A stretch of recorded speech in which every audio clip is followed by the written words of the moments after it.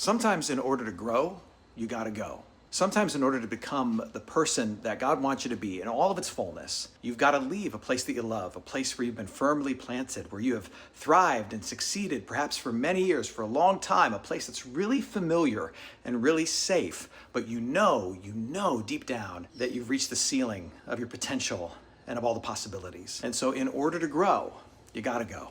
And it's tempting to think that when you've got to leave someplace you love in order to grow, that somehow you're betraying them or you failed as a person. And that's not the case. Look, this is how God works. You see this throughout the scriptures. In order for Moses to grow, he had to go and leave something comfortable and go face Pharaoh. In order for Abraham to grow, he had to leave the land of his fathers and go follow the will and the plans and the purposes of God. In order for the disciples to grow, they had to go and follow Jesus. We see this over and over and over again. This is part of how God works. He calls us out of something familiar in order to lead us into something and help us to become someone beautiful.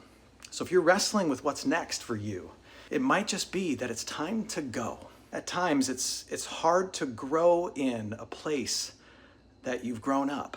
So in order to become that next version of yourself, in order to grow, truly grow, you gotta go.